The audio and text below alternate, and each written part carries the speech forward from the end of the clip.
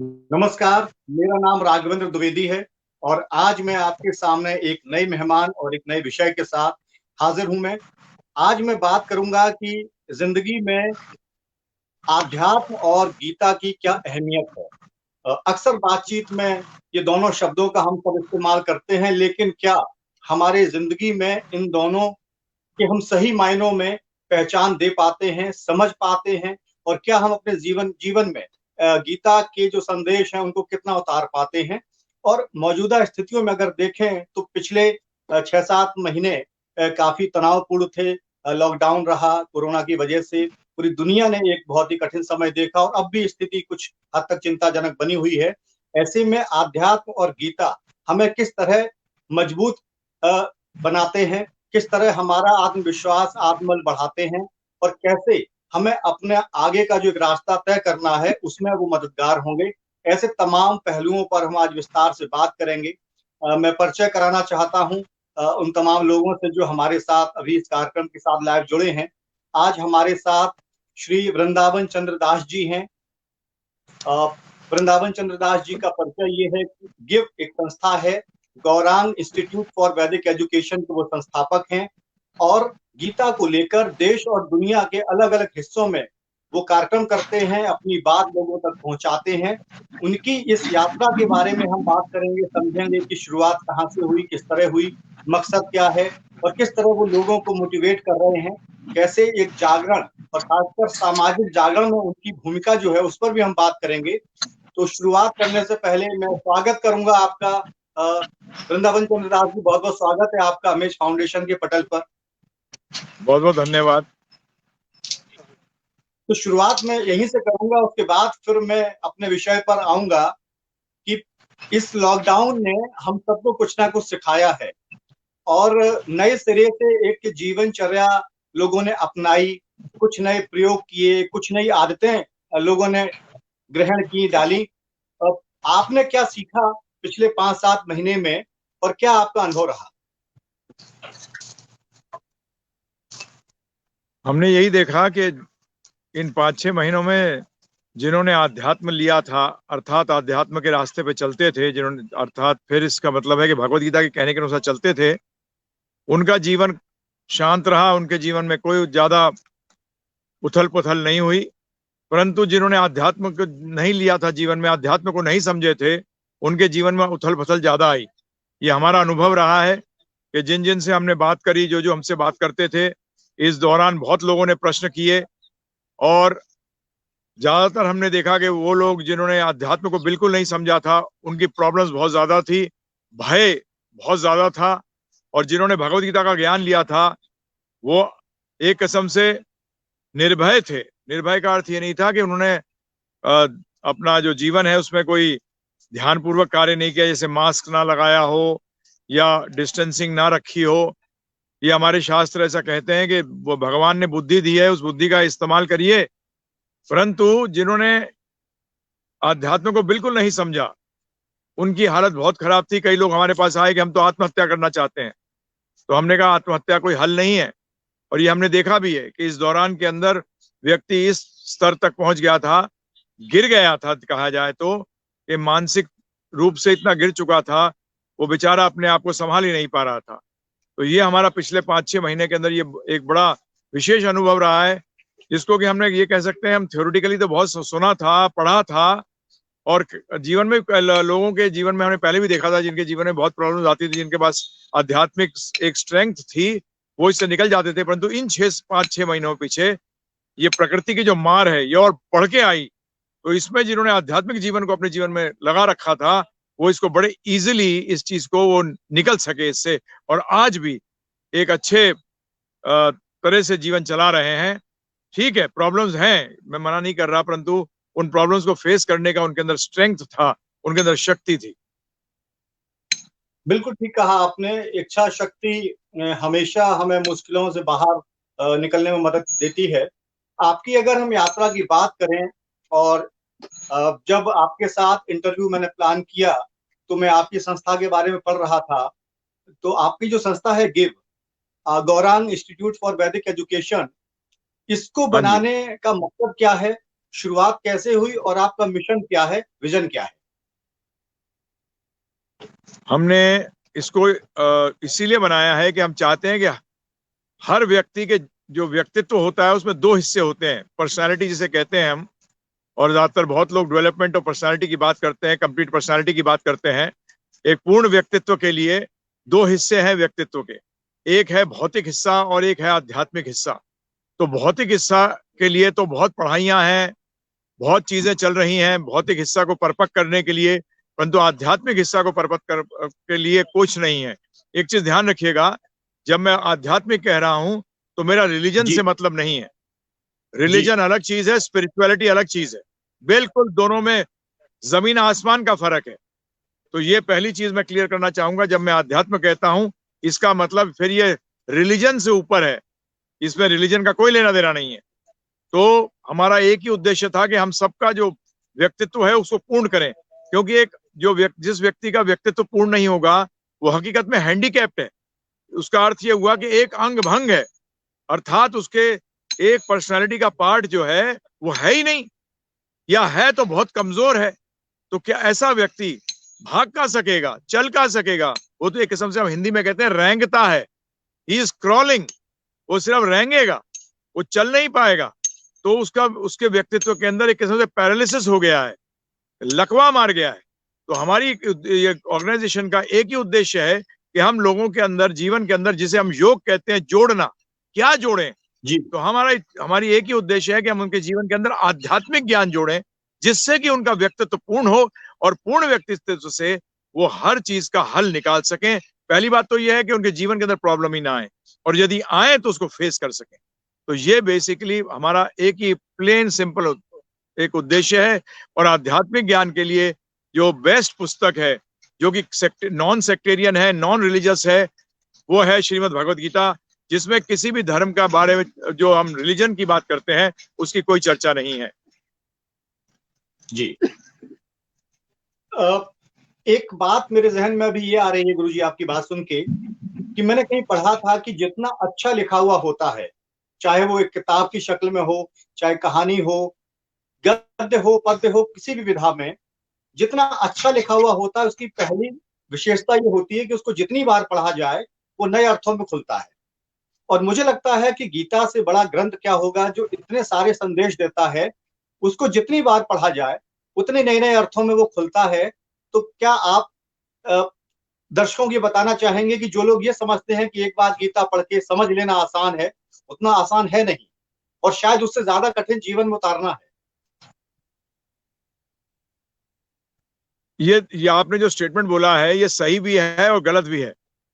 सही कैसे जी है कि जितना आप पढ़ते जाएंगे, क्योंकि आध्यात्म को बोला गया है, अध्यात्म किस तरीके से है? अध्यात्म ऐसा वो पथ है जो कि कभी खत्म नहीं होता और बढ़ता रहता है।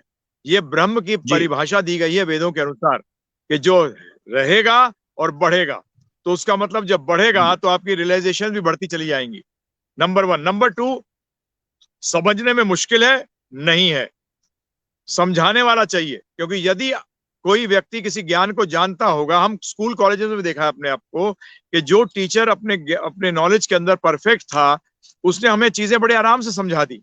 परंतु जो खुद ही नहीं जानता था, जो रट के आता था और फिर लेक्चर देता था, उसको हम नहीं समझ पाते थे। तो इसलिए भगवत गीता स्वयं के अंदर ही बताया गया है कि भगवत गीता को कौन समझ सकता है। तो वो बड़ा क्लियर चीज है। और जितना भी आपकी जो आप नई नई चीजें भी समझेंगे उसमें, वो हकीकत के अंदर वो सनातन है, वो नई नहीं है, वो नई और पुरानी से पड़े है। नई चीज का मतलब यह है कि अभी आई, नहीं, सनातन का अर्थ है जो थी, है और रहेगी। तो ये भगवत गीता के अंदर भी आपकी जो रियलाइजेशन होंगी, वो रियलाइजेशन नई नहीं होगी, वो नई इस तरीके से होगी कि आपकी रियलाइजेशन बढ़ेगी। आपका जो अनुभव है उसके कारण आप उसको और समझ सकेंगे। जैसे कि हम जब पहली क्लास में पढ़ते हैं, जब हम मैथमेटिक्स शुरू करते हैं, गणित पढ़ते हैं, तो गणित आगे सेकंड क्लास में, थर्ड में, फोर्थ में, 10th में, ग्रेजुएशन में, पोस्ट ग्रेजुएशन के अंदर वो गणित तो वही रहती है, नई नई चीजें नहीं होती, बेसिक्स तो वही रहते हैं। सिर्फ यह है कि हम उसके बारे में और जान जाते हैं। तो श्रीमद् भगवद गीता के अंदर भी ऐसा ही है कि श्रीमद् भगवद गीता लगाना भी मुश्किल नहीं है। मैं स्वयं एक होटल मैनेजमेंट किया हुआ व्यक्ति हूँ, जनरल मैनेजर रह चुका हूँ 5 स्टार होटल का। और मैंने अपने जीवन के अंदर भी, आज मैं 48 साल से प्रचार कर रहा हूँ, 38 ईयर्स हो गए हैं, और मैंने लोगों के साथ, हर किस्म के लोगों के साथ चर्चा करी है। उसमें मैंने देखा है कि इसको लगा सकते हो आप, परंतु आपको पहले पता तो होना चाहिए कि लगाना क्यों चाहिए। आज आध्यात्मिक ज्ञान में क्यों लूं? तो ये चीज एक बहुत ही अनिवार्य चीज है। आपको एक बड़े सिंपल टर्म्स बता दूं कि स्पिरिचुअलिटी और मटेरियल नॉलेज में क्या फर्क है, अध्यात्म में और भौतिक में क्या फर्क है। भौतिक ज्ञान भी आध्यात्मिक ज्ञान का एक पार्ट है, आध्यात्मिक ज्ञान का एक पार्ट है। वेद के अंदर बताया गया है कि 3 प्रकार की चीजों को जानना ही ज्ञान माना गया है। एक, मैं कौन हूं, अर्थात मैं आत्मा हूं। दूसरा, ये प्रकृति क्या है। और तीसरा, इन दोनों को रचयिता और इनको कंट्रोल करने वाला कौन है। ये 3 चीजों को जानना ही ज्ञान बताया गया है। तो प्रकृति के अंदर भौतिक प्रकृति भी आ गई और आध्यात्मिक प्रकृति भी आ गई। तो हमें ये भौतिक प्रकृति बताती है ये दुनिया कैसे चल रही है, ये शरीर कैसे चल रहा है, और आध्यात्मिक बताता है कि पहली फर्स्ट के अंदर कि ये है क्यों, वाई इज इट देयर। आपने भी राघवेंद्र जी इतना पढ़ाई करी है, अगर मैं आपसे एक प्रश्न करूं कि आपसे क्रिएशन के बारे में अगर आपने पढ़ा हो तो पहला प्रश्न उठेगा कि why have we been created, हमारी सृष्टि की रचना हुई क्यों। मटेरियल साइंस बताती है ये कैसे चल रही है, परंतु स्पिरिचुअल साइंस ये बताती है कि ये है क्यों, इसका गठन क्यों हुआ, आज ये मनुष्य शरीर क्यों है, इसका कारण क्या है। तो ये आप देखिएगा, ये किसी कॉलेज के अंदर, किसी यूनिवर्सिटी को नहीं पढ़ाया जाता। जबकि आध्यात्म के अंदर पहली चीज उत्तर ये दी जाती है। हमने ये करा एक्सरसाइज, हमने कई लोगों को चलते हुए पूछा कि आपने भाई जीवन का लक्ष्य क्या है, तो बोलते हैं कि मेरे जीवन का लक्ष्य है। मैंने कहा आपके जीवन का लक्ष्य नहीं पूछ रहा, मैं बड़ा सिंपल चीज पूछ रहा हूं कि एक गाड़ी का उद्देश्य क्या है। आप बताए थे मेरी गाड़ी का उद्देश्य है कि मेरे को ऑफिस जाना है। मैंने कहा मैं आपकी गाड़ी की बात नहीं कर रहा, मैं एक जर्नल गाड़ी की बात कर रहा हूं। जर्नल गाड़ी का उद्देश्य है कि एक जगह से दूसरी जगह ट्रांसपोर्ट करना, चाहे वो गुड्स हो चाहे वो इंसान हो।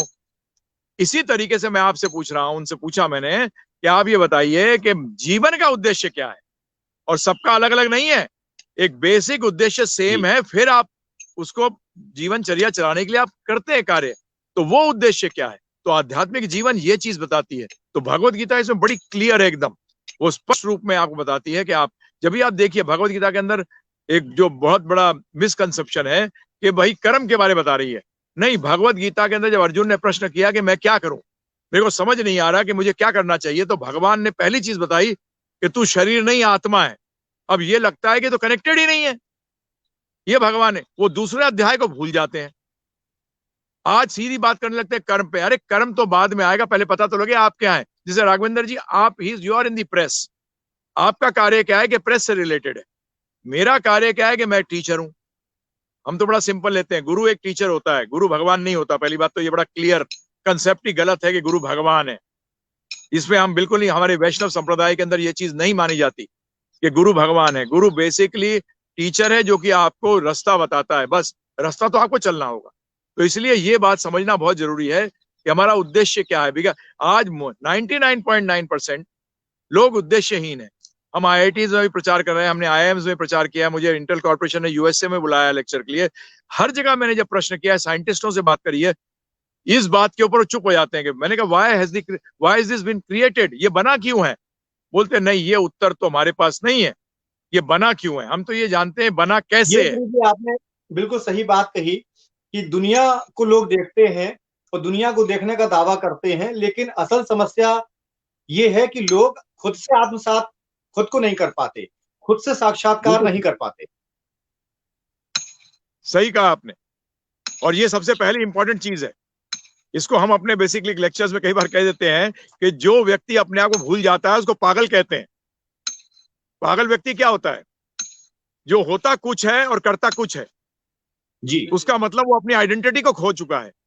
और यही शास्त्र कहते हैं पहले अपनी आइडेंटिटी को समझ कि तेरी आइडेंटिटी क्या है। और अगर आप देखें तो जो थियस्टिक, जो कि आस्तिक धर्म है, जो मेजर धर्म है आस्तिक, जो कि भगवान की को मानते हैं, जो एक वो सबके सब एक चीज कहते हैं। जैसे हिंदी हम लोग कहते हैं संस्कृत में आत्मा, एक धर्म में कहा जाता है सोल, और एक धर्म में उसको रूह कहा जाता है।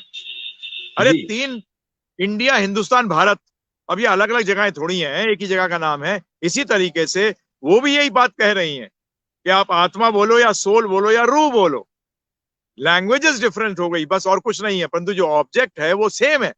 तो इसीलिए पहले आइडेंटिटी क्राइसिस जो है, जो कि लोग ज्यादातर क्या करते हैं, दे जंप दी गन कहते हैं ना, पहले आइडेंटिटी क्लियर करो फिर उसके बाद कार्य करो। अगर आपकी आइडेंटिटी क्लियर नहीं है तो आप कैसे कार्य करेंगे? ये भगवत गीता का जो पहला दूसरे अध्याय का आपने पहली कहा चीज कि यही है। अलग अलग धर्म, अलग अलग भाषाएं हो सकती हैं, लेकिन बुनियादी बात सभी में कॉमन बात यह है कि इंसान को कैसे बेहतर बनाया जाए, वो तमाम बातें कही गई हैं। बेहतर बिल्कुल। जीवनचर्या कैसी हो, जीने की हाँ स्टाइल जी। शैली कैसी हो।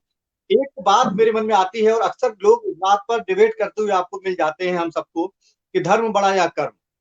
और लोग कहते हाँ, हैं कि कर्म प्रधान सोच होनी चाहिए, आप अच्छा कर्म करेंगे हाँ, अच्छे फल हासिल होंगे, नतीजे अच्छे मिलेंगे। लेकिन धर्म हाँ में जी। भी तो वो तमाम बातें कही गई हैं, सीधे सीधे बातें कही गई हैं कि आप अपने कर्म पर फोकस करें। लेकिन लोग कर्म की आड़ में कहीं ना कहीं आपको लगता है कि धर्म को हाशिए पर ढकेलने का काम करते हैं। हाँ, आपने सही बात कही है। हकीकत में कर्म होने चाहिए धर्म के अनुसार। धर्म का मतलब क्या है? आज धर्म का मतलब कोई फैनेटिज्म नहीं है। आपको कार्य, आपको बताइए गाड़ी कैसे चलानी चाहिए, अकॉर्डिंग टू रूल्स जी। And regulation. इसी तरीके से कर्म कैसे करना चाहिए वो धर्म बताएगा। आज यस। की एक बेसिकली बहुत बड़ी विडंबना क्या है, आप इस बात को मानते हैं कि ज्यादातर लोग इसी प्रिंसिपल पे हैं कि one life time enjoy it, एक जन्म है मजा कर लो। तो इसमें प्रभु जी फिर बताइए नैतिकता कैसे आएगी? क्योंकि they are not responsible to anyone. वो तो ये इस मूड में रहते हैं कि अगर लूट लें, हमें चांस मिल जाए तो हम लूट लेंगे। तो ऐसे में कर्म कर रहे हैं विदाउट धर्म।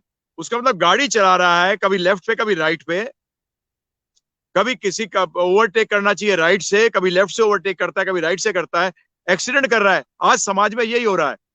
कर्म करो, कौन सा कर्म करो, उसका बेसिस क्या होना चाहिए? अच्छा कर्म का मतलब क्या होता है?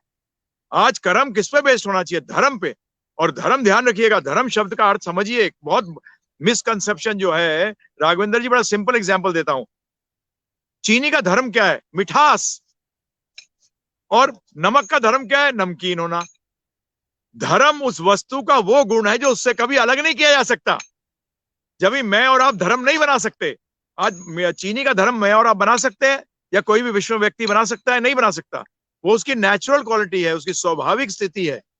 तो आपको यह समझना पड़ेगा कि धर्म इज नॉट रिलीजन, नहीं है। रिलीजन मीन्स फेथ, श्रद्धा, और स्पिरिचुअलिटी मीन्स फैक्ट। तथ्य पे, अध्यात्म का मतलब तथ्य को जानना। और जो ये धर्म की बात करते हैं, हमारी संस्कृत शब्द के अंदर रिलीजन शब्द नहीं है प्रभु जी। इसलिए रिलीजन शब्द को हमारे धर्म, हमारे शास्त्रों के अनुसार उसको नैमित्तिक धर्म कहा गया है। नैमित्त का मतलब किसी निमित्त के कारण। जैसे मैंने एक परिवार में पैदा हुआ तो उस निमित्त के कारण मुझे कुछ कार्य करने हैं, वो नैमित्तिक धर्म हो गया। परंतु एक सनातन धर्म होता है जो कि था, है और रहेगा। जैसे उदाहरण देता हूं मैं आपको। राघवेंद्र जी बताइए, अगर वो प्रेसिडेंट भी हो अमेरिका का, रशिया का, सबके सब एक काम कॉमन कर रहे हैं कि सबके सब बोलते हैं हम सेवा करेंगे। आज जी। जी। बिजनेसमैन भी जो है, वो भी टॉप बिजनेसमैन क्या कहता है अपने कस्टमर को? Give me a chance to serve you. मुझे एक मौका दीजिए आपकी सेवा करने का, है ना प्रभु जी? और सर्विसमैन तो करता ही है। तो उसका मतलब सबके सब क्या कर रहे हैं? सेवा कर रहे हैं। अब वो बॉस बनना चाहता है, वो उसकी मूर्खता है। परंतु एक नेचुरल, परंतु अब यह आता है, ये नैमित्तिक धर्म है क्योंकि ये बदलता रहता है। परंतु सनातन धर्म क्या है? तो ये बेसिकली एक्चुअली ये धर्म की परिभाषा है प्रभु जी। क्या धारण करना है? कई बार लोग कहते हैं जो धारण करते हैं उसको धर्म कहते हैं, परंतु धारण क्या करना है? अब अग्नि को प्रज्वलित करने के लिए आप क्या धारण करेंगे? उसमें पानी डालेंगे या ईंधन डालेंगे?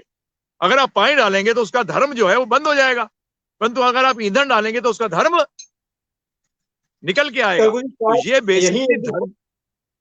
यही एक जो फर्क दिखता है।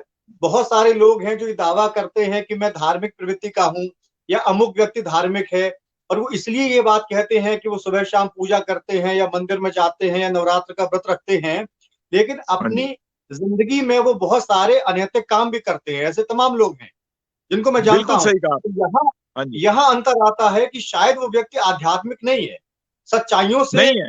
रूबरू वो नहीं होते हैं, धार्मिक होने का चोला ओढ़ लेते हैं, लेकिन आध्यात्म से दूर बिल्कुल दूर सही बात नाता है। नहीं। भगवत गीता में 16वें अध्याय के अंदर इन लोगों की चर्चा हुई है। देखिए, ध्यान रखिएगा, ये व्यक्ति स्पेसिफिक नहीं है, ये चेतना स्पेसिफिक है कि आपकी सोच क्या है। ये भगवत गीता जो है, ये सोच को बदलने का वो है कि सोच बदलिए।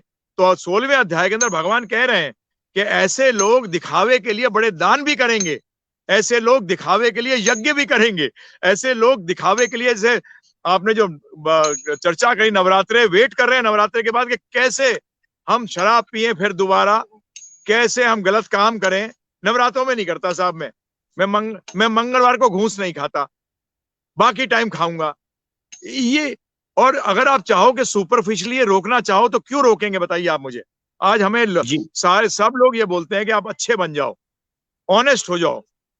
बोले क्यों हो जाऊं, क्यों हो जाऊं, जबकि थ्योरी क्या है जो बचपन से हमारी सिखाई गई है प्रभु जी।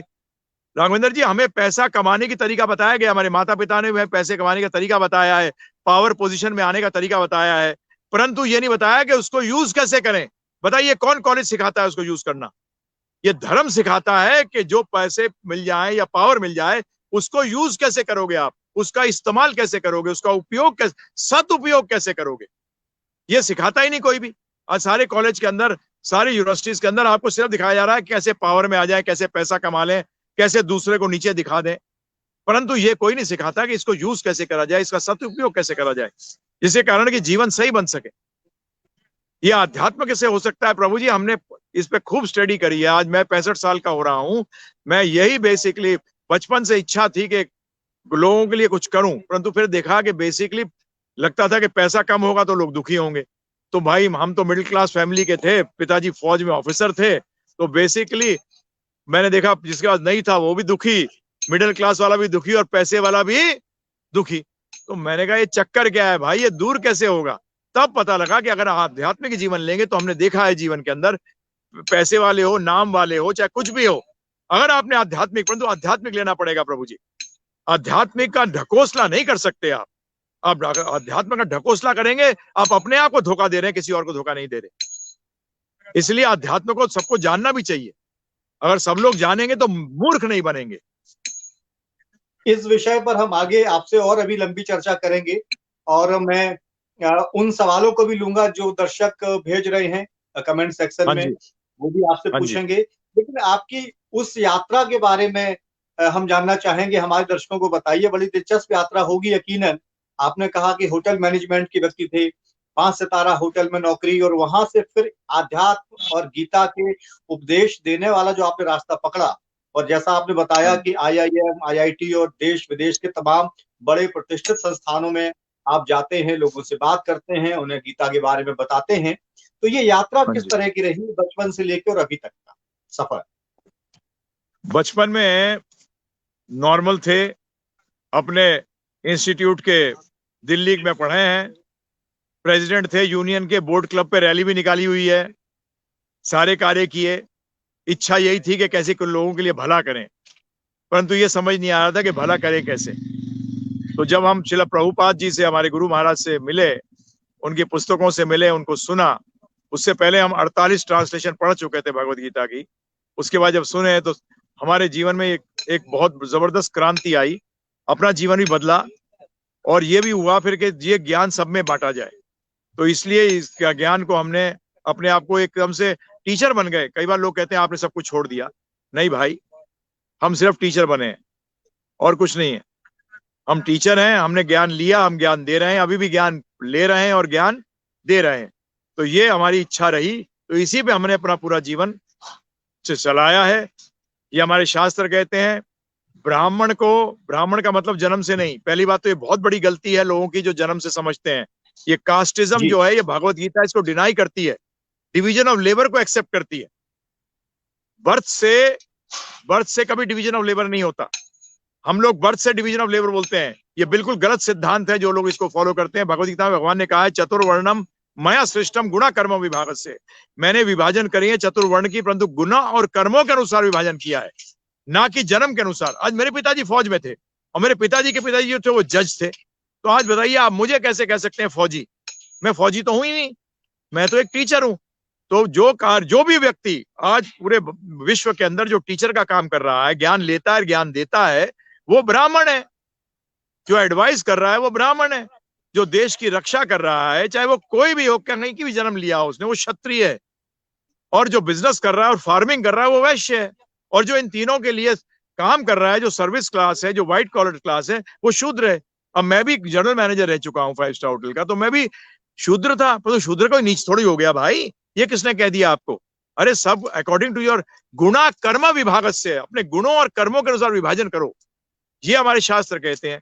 तो हमने इसको इस लाइफ को लिया कि हम करेंगे। जैसे क्षत्रिय भी है प्रभु जी, आपके देखिए आपके आर्मी वाले कितना जबरदस्त ऑस्टेरिटी कर रहे हैं, जब बॉर्डर पे हैं कितना तपस्या कर रहे हैं। तो ये ब्राह्मण का कार्य भी है कि वो तपस्या करता है, उसका भी काम है कि वो तपस्या करे। तो हमें ज्ञान लेने के लिए तपस्या करनी पड़ेगी, हमें पढ़ना पड़ेगा, सुनना पड़ेगा, नहीं तो कैसे ज्ञान मिलेगा। तो इसीलिए तो ये मैं शॉर्ट में आपको बताया कि हम ने ये और प्रचार कर रहे हैं और कोशिश कर रहे हैं जितना लोग समझ सकें इसको। गरिमा मिश्रा दर्शक हैं और इस वक्त कार्यक्रम देख रही हैं, अमेज फाउंडेशन से भी जुड़ी हैं, नेशनल एग्जीक्यूटिव मेंबर हैं। उनका एक सवाल आपके लिए है कि मौजूदा हालात में कैसे हम आत्मसात करें। देखिए अध्यात्म, जैसे कि नॉर्मली अगर आपसे प्रश्न किया जाए कि आप, अभी मैं पढ़ा लिखा नहीं हूं, मुझे एमए करना है, तो आप क्या जवाब देंगे उसको? कि आप एमए करिए, परंतु ये आपको टाइम पीरियड लगेगा, ये आपको करना पड़ेगा। तो अध्यात्म में भी मैं रिक्वेस्ट करूंगा कि अध्यात्म में भी हमने बेसिकली एक 14 घंटे का कोर्स बनाया हुआ है भगवत गीता का, और ये गारंटी है प्रभु जी कि आप एक बार सुनिए उसको। हमें शिष्य नहीं बनाने, हम तो ये चाहते हैं कि आप उस ज्ञान को लें और जीवन में लगाएं। वो 14 घंटे सुनिए, हजारों लोगों की लाइफ चेंज हुई है उसको। 14 hours is not a very big thing Raghavendra ji, बहुत बड़ी चीज है। 14 घंटे नहीं दे सकते आप, तो इसको लीजिए और इसको सुनने के बाद अपने जीवन में लगाइए। सिर्फ 14 आवर, 14 घंटे मांग रहे हैं आपसे और कुछ नहीं मांग रहे। अध्यात्म को समझ में आ जाएगा आपको कि अध्यात्म है क्या ये। और जो हमारी, हम लोग ज्यादातर सब स्त्रियों को अपनी पत्नी को छोड़ के माता जी कहते हैं। चाणक्य पंडित जी ने ये कहा है कि आपकी स्त्री को छोड़ के सबको माता मानो, तो भोग की इच्छा नहीं करेगी। तो मिश्रा जी जो माता जी हैं, इनसे नाराज ना हो, कई बार नाराज हो जाते हैं कि अरे आप हमें माता जी क्यों कह रहे हैं। तो हम माता जी कहते हैं सबको, तो जिससे कि वो भोग की प्रवृत्ति नहीं आए, क्योंकि माँ को भोगने की इच्छा नहीं करती, माँ की सेवा करने की इच्छा करती है। तो इसलिए हमारा उनसे अनुरोध है कि सिर्फ 14 घंटे मांग रहे हैं आपसे, हम ज्यादा नहीं मांग रहे आपसे। अब सिर्फ 14 घंटे दीजिए और देखिए, हम गारंटी कर रहे हैं आपको कि आपकी लाइफ में चेंज आएगा। क्योंकि भगवत गीता इस्टेब्लिश्ड ग्रंथ है, हम इससे बाहर बात नहीं करते। इसका आपको क्लियर मिलेगा, आप पता लगेगा आपको कि आप हैं कौन। और जब आप उस रास्ते पे चलेंगे, देखिए जब तक गुलाब जामुन खाएंगे नहीं तो टेस्ट कैसे पता लगेगा। मैं बता सकता हूं आपके मुंह में लार आ जाएगी, परंतु उस लार से फायदा क्या होगा, आपको टेस्ट तो आएगा नहीं। तो ये एटलीस्ट बेसिक्स तो जान जाइए। उसके लिए 14 आवर्स का कोर्स है और बहुत लोगों ने इससे फायदा उठाया। तो मैं आपसे उनसे अनुरोध करूंगा कि बड़ा सिंपल है, अगर आप चाहें तो मैं बोल सकता हूँ, givegita.com/गीता ऑडियो पे आप सुनिए। उसका प्राइस क्या है, जो आप देना चाहें, हम प्राइस नहीं रखते, जो आपकी इच्छा हो। लोग 11 रुपए भी देते हैं, हम लेते हैं, कोई प्रॉब्लम नहीं है, क्या है, परंतु लेंगे जरूर, कुछ तो देना चाहिए ना भाई। तो इसलिए आपकी जो इच्छा है, givegita.com/गीता ऑडियो पे जाइए, 14 घंटे सुनिए। और प्रश्न करने के लिए फ्री, ऐसा कुछ नहीं है कि हम कुछ चार्ज करते, कुछ नहीं। गुरु जी एक सवाल और है, निधि अग्रवाल जायसवाल पूछ रही हैं, इस दुनिया में बड़ा धर्म क्या है, गृहस्थ जीवन यापन करना या गृहस्थ जीवन छोड़कर पूजा पाठ में समय देना, जीवन लगा देना? हाँ जी, अब मैं इसका प्रश्न करता हूं, गृहस्थ जीवन चलाना या अपने जीवन को देश के लिए निछावर कर देना, कौन सा श्रेष्ठ है, बताइए राघवेंद्र जी। अरे भाई देखिए, तो इसी तरीके से सिर्फ छोड़ना नहीं, किस लिए छोड़ रहे हो जी, किस लिए आपने, भगत सिंह जी ने छोड़ा, किसने छोड़ा? आज आप समझ रहे हैं गृहस्थ आश्रम, जिस गृहस्थ की बात कर रहे हैं वो लोग गृहस्थ है ही नहीं। क्योंकि गृहस्थ आश्रम के अंदर अगर मैं वेदों के अनुसार जाऊं, शादी तो आप वेदों के अनुसार करते हैं, आपकी भी शादी हुई होगी तो आप 7 फेरे लिए होंगे। तो परंतु उसका मतलब क्या है गृहस्थ का? तो ये जब तक धर्म को नहीं जानेंगे तो छोड़ने की बात नहीं है, ये योग विद्या है, जोड़ने की बात है। तो आज मैं भी गृहस्थ हूं, परंतु मैं अपना टीचर बना हुआ हूं। जंगल जाने की बात नहीं कर रहे हैं हम, जंगल जा ही नहीं सकते, आजकल जंगल रहे कहां हैं। तो इसलिए हमारे भगवत गीता के अंदर भी बताया है कि कोई पढ़ाएगा, कोई क्षत्रिय का काम करेगा, कोई वैश्य का करेगा, कोई वर्कर होगा। तो ये 4 भाग में आप विभाजित हैं, परंतु आप भक्ति हर लेवल पे कर सकते हैं। भगवान कृष्ण की भक्ति भगवद गीता में कहा गया है, अर्जुन को भी कहा कि आप भक्ति जो है हर स्थिति में कर सकते हैं। तो छोड़ने की बात क्या आई? छोड़ने की बात ही नहीं कर रहे आप, तो जोड़िए इसको और परिवार के साथ सबको करना चाहिए। देखिए परिवार के अंदर कितना अलग होगा, क्योंकि अभी सबके सेंटर पॉइंट्स अलग हैं परिवार के अंदर। पत्नी कुछ और चाहती है, पति कुछ और चाहता है, बच्चे कुछ और चाहते हैं। अब बात बताइए, अगर 5 लोग परिवार के अंदर और पांचों की जो है गोल अलग है, तो कभी भी वो गृहस्थ हो सकेंगे प्रभु जी? क्या वो एक साथ चल सकेंगे? नहीं चल सकेंगे। अध्यात्म भी एक विद्या है जो उनको साथ चलाएगी, असली गृहस्थ बन सकोगे। ये नहीं कि टेंशन हो रही है, रिलेशनशिप टूट रहे हैं। आज देखिए क्या हालत है रिलेशनशिप्स की। उसी कारण ही यही है कि आपने अध्यात्म का जो योग का जो वो कहते हैं ना जोड़ने का जो सॉल्यूशन है वो आपने अलग कर दिया। गृहस्थ नहीं है आज लोग, आज सिर्फ दे आर लिविंग टुगेदर। गृहस्थ का मतलब बहुत बड़ा होता है। तो हम चाहेंगे, हम तो छोड़ना नहीं है, जोड़ना है। तो जो चीज छोड़नी होगी अपना छूट जाएगी। जिस विजन के साथ आप आगे बढ़ रहे हैं, जो जिस मिशन में आप लगे हुए हैं, अलग अलग तबके के, अलग अलग तरह के, अलग अलग मानसिकता के लोगों को आप बताते होंगे, अपनी बात पहुंचाते होंगे। कितना सकारात्मक बदलाव आप देखते हैं, और आपको लगता है कि कई बार क्या ऐसा कोई अनुभव हुआ काफी लोगों को कन्विंस करना या बताना समझाना आपको लगा हो कि वाकई कठिन है? हाँ जी, प्रभु जी हमारे को ये बताया गया है शास्त्रों के अनुसार कि बारिश की तरह बरसो, जहां बीज होगा निकल आएगा। तो ये हमारे साथ भी होता है। हम सबको प्रचार करते हैं, कुछ लोग एक्सेप्ट करते हैं, कुछ लोग एक्सेप्ट नहीं करते। कुछ लोग बोलते हैं अच्छा काम कर रहे हो तो हेल्प कर देते हैं, बस फॉलो नहीं करते। मतलब फॉलो का मतलब उस पथ पर चलते नहीं है, बोलते हैं but you are doing good. बस एक है, नहीं ये बेकार है, कोई जरूरत ही नहीं है इसकी। रिलीजन जो है, मैंने कहा रिलीजन है नहीं भाई, पहले तो समझ लो एक बार इस पथ को जानो। तो इसमें आज की तारीख में, क्योंकि बचपन से हमें तो यही सिखाया गया है कि पैसे कैसे कमाओ और मजा कैसे करो, कैसे लाइफ के अंदर आगे बढ़ो। सबके सब मोटिवेशनल गुरु यही सिखाते हैं, सबके सब सीईओ बनो। अच्छा, एक कंपनी में कितने सीईओ बनेंगे जी? जो सीईओ नहीं बना, क्या वो फेलियर है लाइफ के अंदर? कमाल है। अगर आप सीईओ नहीं बने अपने कंपनी के, तो राघवेंद्र जी आप फेल हो गए लाइफ के अंदर। भगवत गीता यही बताती है कि भैया तो किसी स्थिति में भी है तो सक्सेसफुल हो सकता है, परंतु वो कैसे हो सकता है? मोटिवेट कर रहे हो, किस लिए कर रहे हो मोटिवेट? वाई? और वो पोजीशन अगर नहीं मिली तो जीवन भर सोचता है आदमी, दुखी रह गया। और जिनके पास वो पोजीशन पहुंच भी जाते हैं, हम उनसे मिलते हैं तो बोलते हैं खालीपना लग रहा है जीवन में। सब कुछ प्राप्त करने के बाद भी एक खालीपन है। वो खालीपन क्यों है? क्योंकि पर्सनैलिटी हाफ है, अध्यात्म मिसिंग है। तो इसलिए मुश्किल भी है, परंतु जो लोग लेते हैं प्रभु जी वो इतनी जल्दी ले लेते हैं। आज हमने 15 दिन में डिसाइड कर लिया था कि हम भगवान की भक्ति करेंगे और उसको फैलाएंगे। यहाँ 15 दिन लगे हमें सिर्फ डिसाइड करने में, और कई लोगों को सालों लग जाते हैं, हम नहीं कर पाते। जो आपने शुरुआत में एक बात कही थी कि आत्मसात ना करना, चिंतन मनन ना करना, खुद की क्षमताओं को ना पहचानना, ये एक बड़ी बाधा होती है किसी भी इंसान की दशा और दिशा में कि उसे किस डायरेक्शन में जाना है, कैसे रिएक्ट करना है। अब मुझे गोपाल दास नीरज साहब की 4 लाइनें याद आ गई आपकी बातचीत से। इजाजत हो तो मैं बोलना चाहता हूँ। उनका इस तरह लाइनें हैं कि हर धर्म के आदेश को माना मैंने, दर्शन के हर सूत्र को छाना मैंने, जब सब कुछ जान लिया तब ऐ मेरे नीरज मैं कुछ भी नहीं जानता ये जाना मैंने। तो मैं कितना जानता हूँ, जानने के लिए बहुत कुछ जानना पड़ता है। मैं सारे अपने जो मेरे को पढ़ने आते हैं मेरे पास, तुम्हें पता है, मैं उनसे कहता हूं कि आपको ये नॉलेज इसलिए दी जा रही है कि आप भगवान की नॉलेज नहीं ले सकते। वो अनलिमिटेड है, आप लिमिटेड है। अनलिमिटेड को कैसे जानोगे? इसीलिए भगवान ने 10वें अध्याय में भी अर्जुन को कह दिया है कि अर्जुन ये सब क्या इतना ज्ञान लेने के चक्कर में, कृष्ण भक्ति कर, सिर्फ एक्ट। तू ज्ञान लेने के बाद भी क्या करेगा? ज्ञेय वस्तु जानने के बाद काम करना। आज मैं आपको बताऊं कि बहुत बढ़िया रसगुल्ला कहाँ मिलता है, सारा बताऊं रसगुल्ला बनता कैसे, क्या आप कहोगे यार छोड़ रसगुल्ला खिला दे। बेस्ट तो यही है। तो इसी तरीके से भगवान भी अर्जुन से कह रहे हैं 10वें अध्याय के अंत में कि अर्जुन इस सब चक्कर में क्यों पड़ रहा है? ये तो मेरे अंश मात्र से चल रहा है सब, जिसको कि तुम इतने लगे हुए इतना समझने में, और साइंटिस्ट भी आज लगे हुए हैं समझने, बोलते हैं समझ नहीं पाओगे, इसको समझना नामुमकिन है।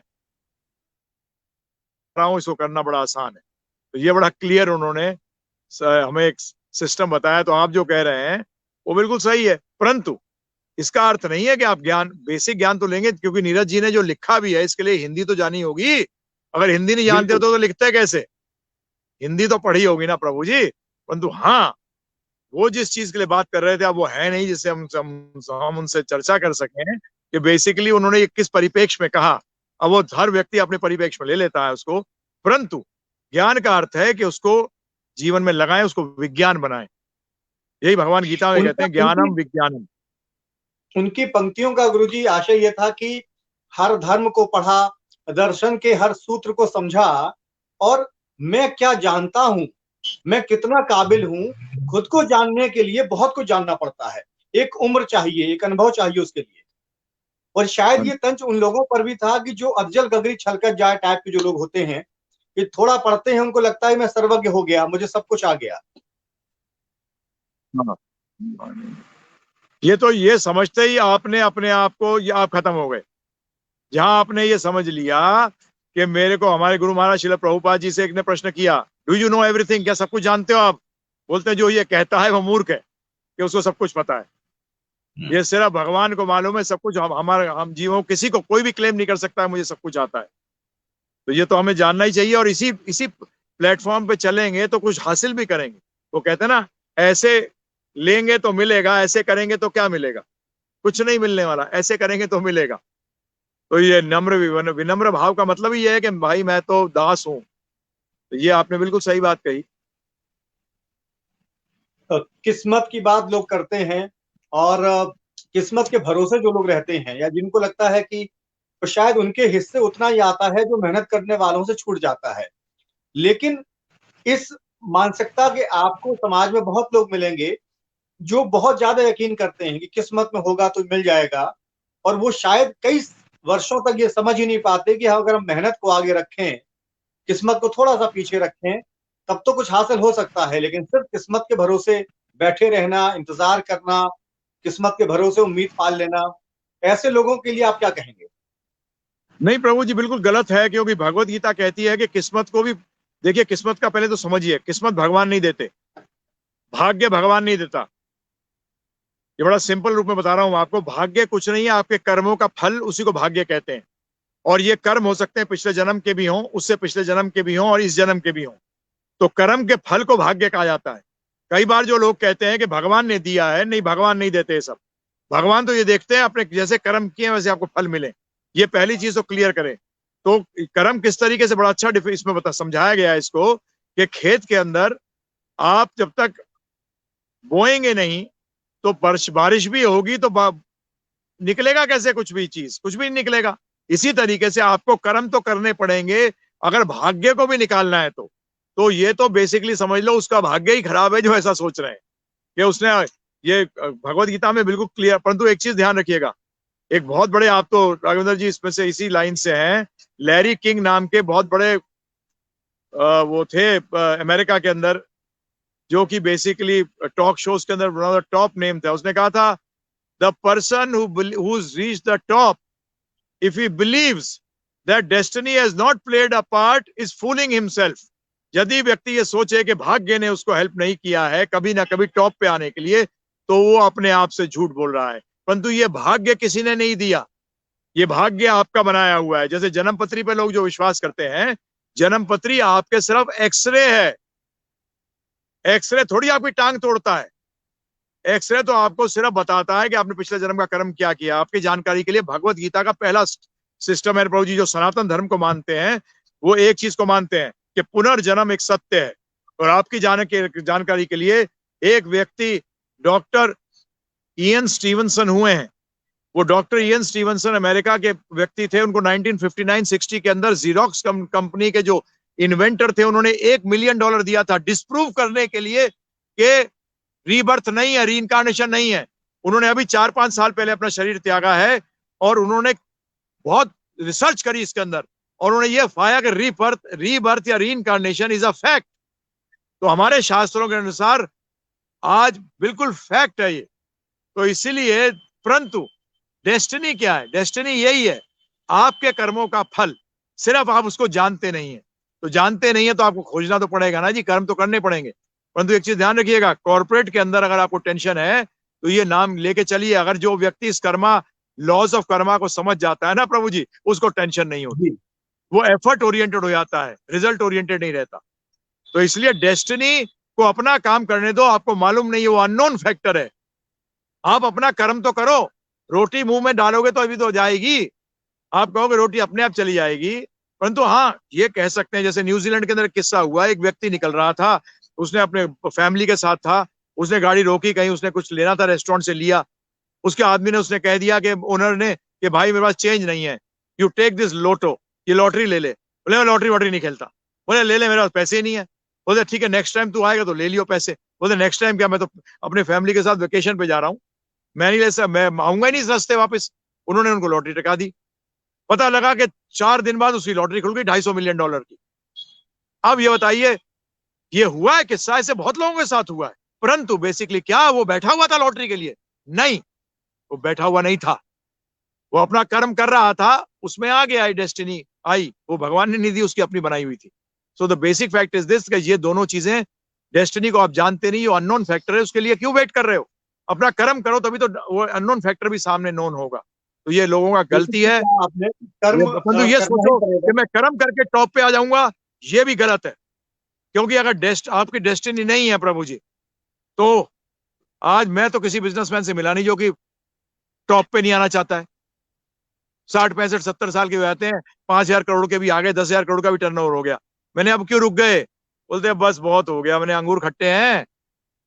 बोलते हैं बात तो सही है, ऑनेस्टली तो मैं भी वहां जाना चाहता था जहां अंबानी गया है, परंतु मैं जा नहीं पाया, मेरे को वो चांसेस नहीं मिले उतने, या चांसेस मिले तो परंतु उनको मैं एनकैश नहीं कर पाया। मैंने कहा ठीक है, तो आप खुश रहो ना जितना करा है अपने कर्मों से। जब भी प्रभु जी, Bhagavad Gita is effort oriented, और आपका आज पूरा समाज जो है हमारा, वो रिजल्ट ओरिएंटेड है। आज आप भी यही हैं कि अगर आपके यूट्यूब चैनल पे अगर 1,00,000 लोग नहीं आए तो आप फेलियर हो गया आपका प्रोग्राम। नो, आपने अपनी मेहनत करी है, दैट इज योर फ्रूट। यही भगवत गीता सिखाती है प्रभु जी, कि अपने एफर्ट को अपना फ्रूट मानो, अपने एफर्ट में अपनी इंजॉयमेंट करो, not depend on the result. परंतु आज सारे के सारे रिजल्ट ओरिएंटेड हो गए हैं, जबकि भगवत गीता बिल्कुल रिजल्ट ओरिएंटेड नहीं है, वो कहती है एफर्ट ओरिएंटेड हो। आज अपने जो आप प्रयास कर रहे हो, प्रयास को ही अपना फल मानो। फल आ जाए ठीक है, नहीं आए तो नहीं है, कोई प्रॉब्लम नहीं है, क्योंकि उसके अंदर एक अननोन फैक्टर चलता है प्रभु जी, जिसको कहते हैं लक, डेस्टिनी, भाग्य। उसको छोड़ दो, क्यों टेंशन करते हो? क्योंकि ये है थ्योरी आपकी प्रभु जी। हथेली में जो लकीरें हैं, उंगलियों को उससे आगे रखा है। हाँ तो जी, कर्म जो है थोड़ा सा आगे तो है ही, और कर्म के आधार पर ही किस्मत अपना स्वरूप लेती है, जैसा आपने कहा कि कर्मों का ही वो निचोड़ हाँ होता है। बिल्कुल एक बिल्कुल। बात और मैं आपसे जानना चाहता हूँ, हाँ जी, आत्मसंतुष्टि पर बहुत बात होती है कि उसका हाँ जी, पैमाना क्या होना चाहिए, क्या स्तर होना चाहिए। लोग एक अंधी दौड़ में शामिल तो हैं, और कहीं ना कहीं वो एक कमी रहती है कि उन्हें अपनी या तो मंजिल नहीं पता, या सही दिशा में आगे नहीं बढ़ रहे हैं, लेकिन उससे उनकी आत्मसंतुष्टि का स्तर भी बहुत प्रभावित होता है कि उन्हें हाँ अचीव जी, क्या करना है, किस तरह अचीव करना है, वो समझ ही नहीं पाते हैं। और कहीं ना कहीं वो चलते तो रहते हैं, चलते हुए दिखते हैं, हाँ जी, लेकिन वहां नहीं पहुंचते जहां पहुंचना चाहिए। हाँ जी। उसका कारण है प्रभु जी, बड़े सिंपल है, उसमें फिर से इसका आंसर आध्यात्मिक है। ध्यान रखिएगा, आपके जितने मटेरियल प्रॉब्लम्स हैं उनके आंसर स्पिरिचुअली हैं। मटेरियल प्रॉब्लम्स में मटेरियल आंसर, सॉल्यूशंस नहीं है, ये पहली चीज माननी पड़ेगी। तो और ये जो आपने आत्मसंतुष्टि की बात करी, आपकी जानकारी के लिए, आत्मा जो शब्द है ना, ये शरीर को भी बोध करता है, मन को भी बोध करता है, और आत्मा को भी बोध करता है। तो आत्मा तो एक्चुअली संतुष्ट है, जो मन है यही है संतुष्ट नहीं है। इसको संतुष्ट कैसे किया जाए? ये बेसिकली इसको आत्मसंतुष्टि लोग नाम देने लगते हैं, एक्चुअली है ये मन संतुष्टि। और जी सबके सब क्या चाहते हैं जीवन के अंदर? सुख चाहते हैं। उनको रिजल्ट मिलता है, उससे क्या मिलता है? उनको सुख। परंतु सुख के लिए पहले शांति चाहिए, और शांति से पहले उसको संतोष चाहिए। परंतु संतोष कैसे किया जाता है, कोई बताया जाता है आपको, या किसी को भी मैंने देखा है? किस कॉलेज के अंदर बोला गया है कि you should learn to be satisfied? आपको संतोषी होना सीखना पड़ेगा। संतोष कैसे आएगा? जो मैंने अभी पीछे 2 मिनट पहले बात करी है, कि आप रिजल्ट ओरिएंटेड मत बनिए, आप एक गोल बनाकर अपना कार्य एफर्ट करिए। एफर्ट से, क्योंकि एफर्ट आपके हाथ में है, और गोल जो है ना आपका रिजल्ट, वो फ्यूचर में है, वो डार्क में है। जो चीज डार्क में होगी वो टेंशन देगी, वो फियर देगी। टेंशन क्या है Prabhu ji? Fear of the future. इसको एक्चुअली मेडिकल साइंस में बताया गया है, fear of the abstract. Abstract का मतलब जो पता ही नहीं है, उसके बारे में जो डर है ना, वो आपको टेंशन देता है। परंतु अगर आप एफर्ट ओरिएंटेड हो जाएंगे और एफर्ट को ही अपना रिजल्ट मानेंगे, तो प्रभु जी आपको कोई टेंशन ही नहीं होगी।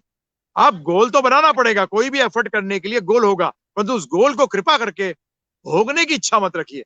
यदि आप उसको भोगने की इच्छा रखेंगे तो प्रभु जी किसी हालत में के अंदर भी, जब भी आज जरूरत मोटिवेशनल गुरु की नहीं है, सेटिस्फैक्शनल गुरु की, जो सेटिस्फैक्शन दे सके। क्योंकि सेटिस्फैक्शन मिलने वाला व्यक्ति ही प्रभु जी जो शांत होगा, वही डिसीजन बेस्ट ले सकता है। जो टेंशन में होगा डिसीजन कैसे लेगा, सही बताइए आप मुझे। उसकी प्रोडक्टिविटी ज्यादा होगी कम होगी? उसकी प्रोडक्टिविटी कम होगी। ये बेसिकली बिजनेस मैग्नेट्स भी नहीं समझ रहे कि वो अपने अपने एम्प्लॉयज को इतना ड्राइव करते हैं, रिजल्ट ओरिएंटेड बनाते हैं, जबकि एफर्ट ओरिएंटेड होना चाहिए था। भगवत गीता कहती है एफर्ट ओरिएंटेड बन, रिजल्ट ओरिएंटेड मत बन। तो ये प्रभु जी एक ही तरीका है सेटिस्फेक्शन का, क्योंकि सेटिस्फेक्शन उसी चीज से हो सकती है जो आपके हाथ में है। जो आपके हाथ में नहीं है वो सेटिस्फाइड कैसे सेटिस्फेक्शन होगी? एफर्ट आपके हाथ में है, इसलिए आप इसको करिए। अकाम भक्ति दास का एक सवाल है, और हालांकि एमएच फाउंडेशन के काम की उन्होंने तारीफ की, इंटरव्यू की तारीफ की, शुक्रिया आपका। बट उसके आगे वो सवाल है उनका कि गिव गीता जो प्रचार कर रहा है गीता का, किस तरह प्रचार कर रहा है और कैसे मिशन को आगे बढ़ाने का एक पूरा रोड मैप है? हमारा प्रभु जी, हम इंटरनेट पे आज लॉकडाउन ने तो अच्छा ही ये इंटरनेट कर दिया पूरा पूरा। अच्छा है बुरा है इस चक्कर में हम फंसते नहीं है, क्योंकि गीता के अंदर पहले ही कहा गया सम रहे। योग समत्वम उच्चते, योग का मतलब है सम। पहली चीज योग शुरुआत होती है समभाव से। तो हम लोग अभी इंटरनेट पे पहले से शुरू कर दिया था, इंटरनेट पे प्रचार करते हैं प्रभु जी, लेक्चर्स देते हैं, क्वेश्चन आंसर्स करते हैं। फिर हमारे पास डिवोटीज फुल टाइम भी आते हैं जो कि पूरा जीवन टीचिंग के लिए लगाते हैं। तो और तीसरा, हम यहाँ कुरुक्षेत्र के अंदर में अभी जब बैठा हूँ, ये हमने अभी लैंड परचेज करी है एक इंस्टीट्यूट डालने के लिए, जहाँ भगवद गीता सिखाएंगे, जहाँ आप भी 3 दिन के लिए आके, 4 दिन के लिए आके, क्या आप चाहते हो कि मैं 3-4 दिन आऊँ सीखूं, या कोई लंबे अरसे पे सीखना चाहता है, 1 महीना बैठना चाहता है, तो ये आप जो देख रहे हैं लैंड को हम अब बनाने के चक्कर में लगे हुए हैं कि कुरुक्षेत्र के अंदर के हमारा गीतालय बने। हम उसका नाम रख रहे हैं गीतालय, गीता का घर। तो ये हमारा नाम होगा, उसका गीतालय नाम है। तो हम उधर ही बैठे हैं। मैं आया हुआ था यहाँ सेवा के लिए, तो मैंने देखा कि आपका प्रोग्राम जो है, तो मैंने कहा यहीं से हैंडल करते हैं, क्योंकि वापस नहीं जा पाऊंगा, क्योंकि अभी हम अम्बाला स्टेशन है। तो ये प्रचार के हम कर रहे हैं, ये हम बता रहे हैं। तो इसके लिए आप भी हमसे जुड़ सकते हैं। givegita.com हमारा वेबसाइट है, उस पर आप भी आ सकते हैं, क्वेश्चन कर सकते हैं। वैदिक एजुकेशन को लेके क्या तैयारी है और किस तरह के कोर्सेज होंगे? कैसे दाखिला देंगे, क्या प्रक्रिया होगी? दाखिला प्रभु जी सबके लिए है, सिर्फ उसको इंटरेस्टेड होना चाहिए, तो कोई भी एक ले सकता है। पहला हमारा बेसिक कोर्स होता है, जो 14 घंटे का मैंने बताया आपको, ये बेसिक कोर्स है। उसके बाद चैप्टर वाइज कोर्सेज हैं, first chapter, second chapter, third chapter, fourth, fifth, ऐसे करके सारे चैप्टर्स के कोर्सेज हैं। तो उसके अंदर उसको पूरा भगवद गीता का नॉलेज मिलता है। फिर अगर वो आगे पढ़ना चाहता है तो ईशोपनिषद है। फिर और आगे पढ़ना चाहता है तो श्रीमद् भागवतम है। उससे आगे और जाना चाहता है तो भक्ति रसामृत सिंधु है। तो इस तरीके से ये लेवल्स है, डिफरेंट लेवल। तो ज्वाइन तो कोई भी कर सकता है। देयर इज, इसमें कोई वो नहीं है कि आपको, आप इस कास्ट के हो या आपके इसके ये रिलीजन के हो, इससे कोई मतलब नहीं है, क्योंकि हम रिलीजन से बिलीव ही नहीं करते। हम तो बेसिकली फैक्ट में बिलीव करते हैं। तो ये हमारा तरीका है कि हम कोर्सेज ऑफर करते हैं। तो पहली चीज तो ये 14 घंटे का हम देते हैं, इसमें आप तो सुनिए इसको। क्वेश्चंस हम फ्री आंसर करते हैं। हमारा जो मोबाइल फोन भी है, उसके ऊपर लोग, हमारा IVR है, तो उस पर लोग फोन करते हैं, हमें क्वेश्चंस करते हैं, हम उनका क्वेश्चन जवाब देते हैं। तो ये हमारा तरीका है पूरा। आप हम पर्सनली भी मिल सकते हैं लोग आके हमारा। हाँ जी, बिल्कुल बिल्कुल, मैं सवालों की सूची देख रहा था। फैजाबाद से अर्चना गुप्ता जी का एक सवाल है आपके लिए कि हाँ जी, लॉकडाउन की वजह से और एक जो सिलसिला शुरू हुआ बच्चों की ऑनलाइन पढ़ाई का, पढ़ाई हाँ जी, पूरी तरह उस तरह उस मोड में नहीं हो पा रही है जैसे होती रही स्कूलों के जरिए। तो ये जो प्रभावित हो हाँ रही है जी, बच्चों की पढ़ाई, बच्चे अपने फ्यूचर को लेके बहुत तनाव में हैं, और वो लिख रही हाँ हैं जी, कि तनाव इतना ज्यादा है कि कई सारी घटनाएं ऐसी जानकारी में आती हैं कि सुसाइड तक बच्चे कर रहे हैं। तो हाँ कैसे जी। आप उन सबको क्या कहेंगे, उन बच्चों के लिए और उनके पेरेंट्स के लिए क्या मैसेज है आपका? मैं प्रभु जी, मैं ये ना शॉर्टकट आंसर्स में मैं बिलीव नहीं करता, क्योंकि आपको मैं आंसर दे दूंगा, परंतु आपको अगर बेसिक्स ही नहीं मालूम, मैं आपसे कह दूं इंजेक्शन लगा लो, अब आपको यही नहीं पता कि इंजेक्शन होता क्या है, इंजेक्शन लगाया कैसे जाता है, ये कहाँ लगेगा इंजेक्शन। तो इसीलिए मैं आपसे उनसे भी अनुरोध कर रहा हूं कि आपको ये प्रॉब्लम हाई है। मैं फिर बोलता हूं कि आप स्पिरिचुअल नॉलेज लीजिए, आपको बच्चों को भी ट्रीट करने का एक तरीका बदल जाएगा, आपके बच्चों को भी समझ में आ जाएगा। वो उनके दिमाग में ये प्रॉब्लम जो लग रही है उनको कभी नहीं आएगी, उनको कभी फ्यूचर के बारे में डर नहीं लगेगा। गीता के अंदर शुरू में ही कहा है भगवान ने कि इस ज्ञान को लेने वाले को उसके सारे फियर खत्म हो जाते हैं। भगवान ने कहा है प्रभु जी, नेहा विकर्म नाशो अस्तो प्रत्युवायो न विद्यते स्वल्प अपि अस्य धर्म से त्रायतो महतो भयात। त्रायतो का मतलब है तार देता है, महतो भयात भय, जो बड़े से बड़ा भय है उससे भी तार देगा। तो मैं उनसे सबसे रिक्वेस्ट यही करता हूं कि ये 14 घंटे का एक बार सुनिए, प्लीज गिव योर सेल्फ, एक शॉर्टकट के चक्कर में मत जाना कि मैं एक मंत्र दे दूंगा आपको। मंत्र है, मंत्र का मतलब होता है जो मन को तार दे, जो मन को तार दे उसको मंत्र कहते हैं। वो जरूरी है, परंतु वो है क्यों पहले ये तो जानिए, उसको कैसे लगाएंगे, क्या करेंगे। सिर्फ कान में फूंकने से फायदा नहीं है प्रभु जी, ये गलत धारणा है लोगों के बीच में।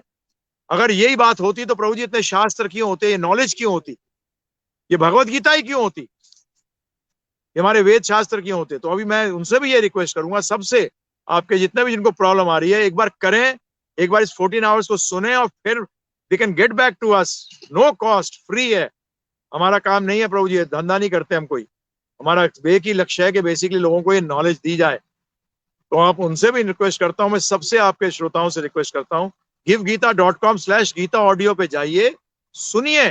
एंड इट इज नॉट कि मैं 1000 रुपए चार्ज कर रहा हूं, 10,000 रुपए चार्ज कर रहा हूं, नहीं, आपकी जो इच्छा है वो दीजिए।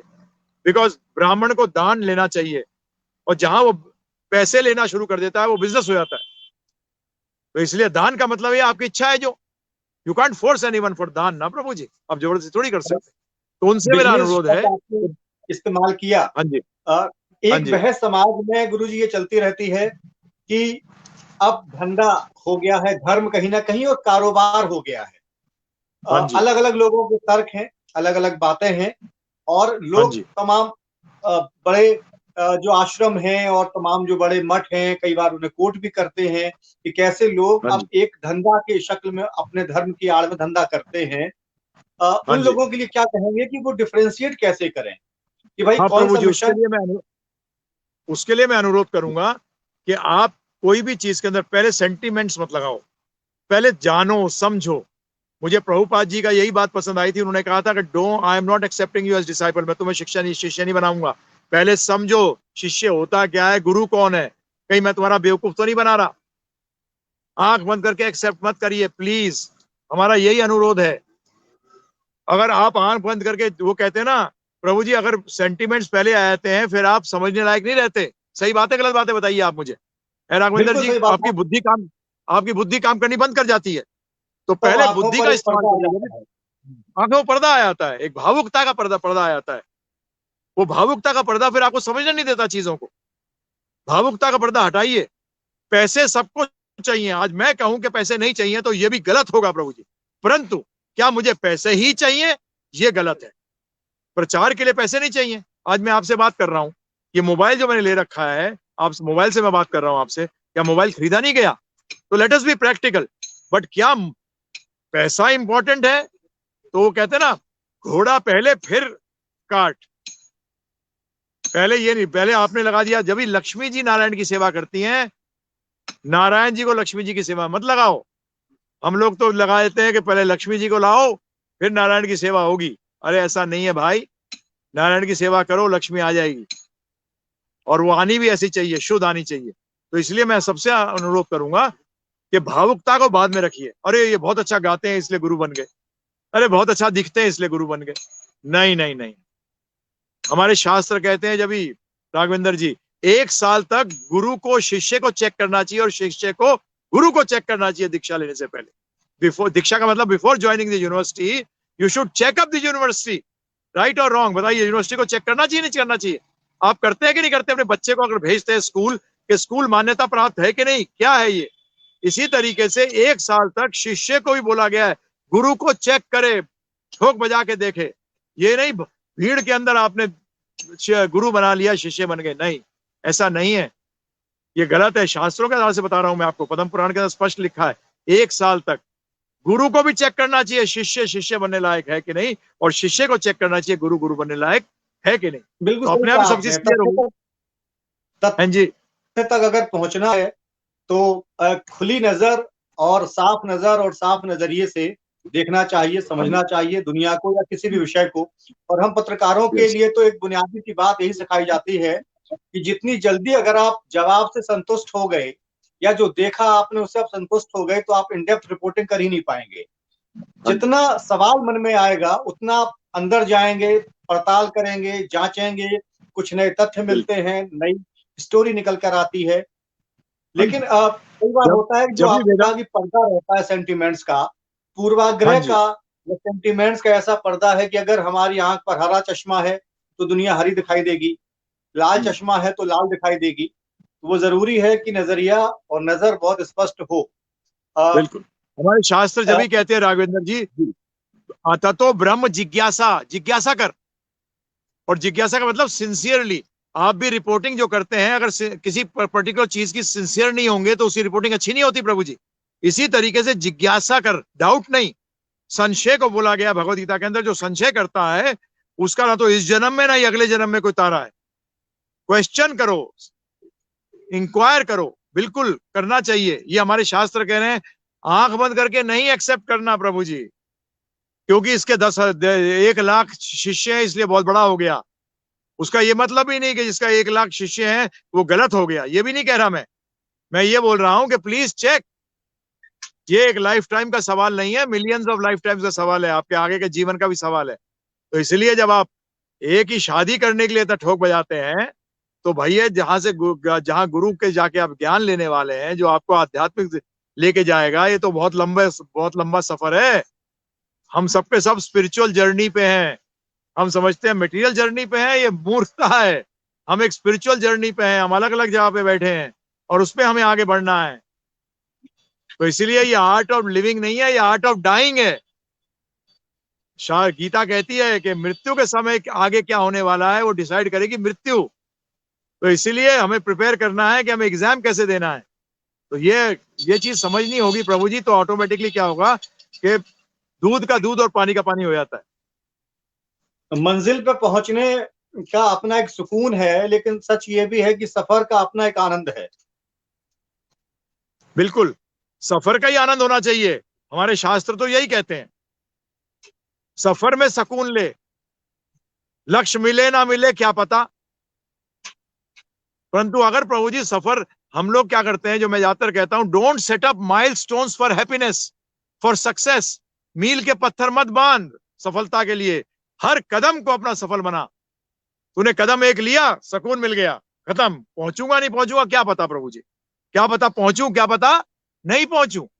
परंतु अगर नहीं पहुंचू तो मतलब सारा वेस्ट हो गया जितना मैंने चला था।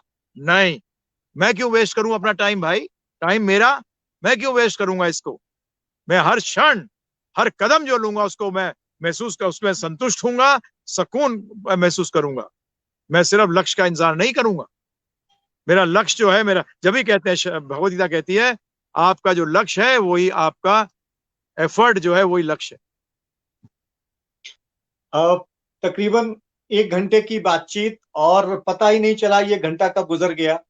बहुत सारी बातें अभी भी ऐसी हैं कि मन करता है कि सिलसिला बना रहे और बातचीत जारी रहे, लेकिन समय की अपनी एक बाध्यता है, एक सीमा है। लेकिन मैं एक आखिरी में आपसे ये जरूर कहूंगा कि कोई एक ऐसी बात जो हमारे आपकी बातचीत में जिसका जिक्र ना आ पाया हो और आप कुछ कहना चाहते हो या कोई विषय छूट रहा हो तो आप कह सकते हैं।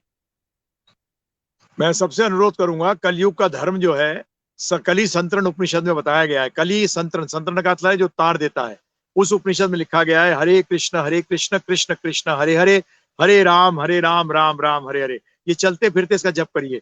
आपसे अनुरोध है 108 बार करिए सुबह, ये समय आपके लिए होगा। आप देखिए, करके देखिए, परंतु उच्चारण करना, ध्यान से सुनना, ये आप जरूर करिए। और अपने आप करिए, मैं कोई पैसा चार्ज नहीं कर रहा आपसे, फ्री में है ये। आपके लिए है, आपका समय है, आपके लिए है, इसको करके देखिए। और आध्यात्मिक ज्ञान अवश्य लीजिए जीवन के अंदर।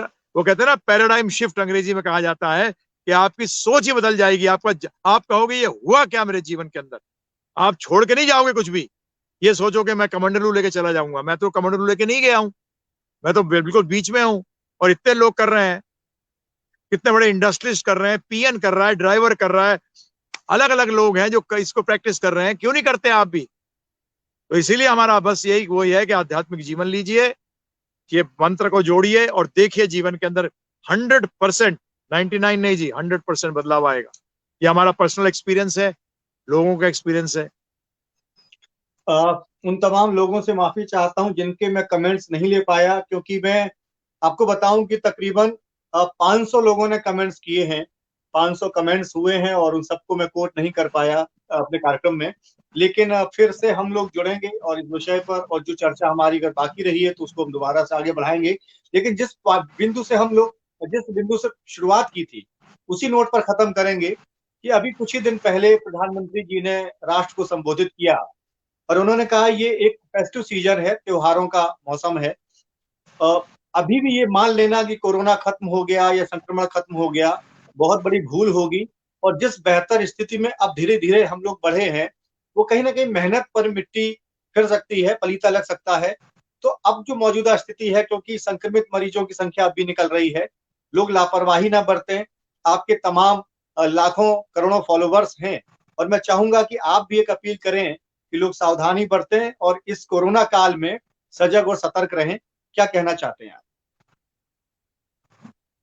बिल्कुल, हम तो कहते ही हैं कि बड़ी मुश्किल से मनुष्य जीवन मिलता है। इसके अंदर अपना ध्यान रखें और आध्यात्म में आगे बढ़ें। ध्यान इसलिए नहीं रखें कि कल करके सही रहेंगे तो गलत काम करेंगे, नहीं, ये गलत है।